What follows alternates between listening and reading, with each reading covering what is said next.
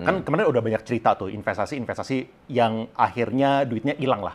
Ya kan kita yang ngomongin ada yang paling heboh itu Indosuria atau nggak ada contoh-contoh yang lain sebelumnya. Nah dari segi hukum ya bro ya, kalau misalnya kita sebagai retail investor kita kena masalah seperti itu, pilihan kita tuh apa? Intinya kan cuma satu, bagaimana cara recovery-nya, recourse-nya gimana.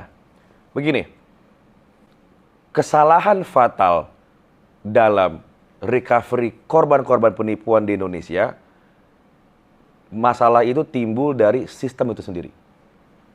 Kenapa? Di luar negeri, kalau ada apa-apa, culture-nya adalah menggugat perdata. Di Indonesia, sangat amat jarang orang menggugat kayak perdata. Kenapa? Satu, secara sistem, putusan itu baru mengikat setelah banding 3 kali. Lu bersidang di pengadilan negeri, gugat-menggugat. Minimal taruh 2-3 bulan. Banding ke pengadilan tinggi.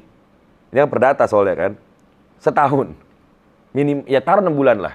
Ya kan? Setahun.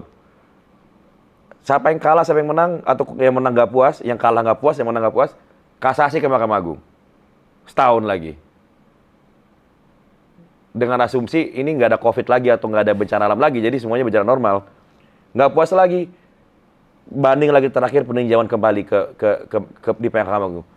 Minimal 3,5 tahun. Itu baru ribut-ributnya. Abis lu beres di pengadilan yang biasa, datanglah ocok masalah kedua, enforcement. Kalau lu nggak enforce kan nggak ada artinya, ya kan? Kalau lu kalah doang, ada orang ya udah kita damai deh, gue bayar 500 daripada 1 juta, iya kan? Ada orang yang nggak tahu diri, lawan lagi dia lawan enforcement ya, atau dia masih bokamgon, dia masih nggak terima, ya kan? Dia lawan enforcement lagi, enforcement bisa 6 bulan bisa, sebulan bisa, setahun bisa, gitu loh. Tergantung pintar-pintar orang ya. Jadi secara sistem itu sudah salah di Indonesia. Apa salahnya? Di Indonesia itu tidak ada yang namanya menghina pengadilan. Tidak ada pasal pidana bahwa itu lu melanggar pengadilan kalau tidak melaksanakan perintah pengadilan. Kenapa? Kalau ada melanggar pengadilan itu pidana, melanggar putusan pengadilan pidana, menghina namanya, menghina pengadilan karena tidak menjalankan putusan pengadilan. Itu orang nggak mungkin ribut panjang-panjang. Udah daripada gua kalah di ujung, putusan bisa lebih gede, gua bayar sekarang. Itu yang terjadi di Singapura. Itu yang terjadi di Amerika dan negara-negara maju lainnya.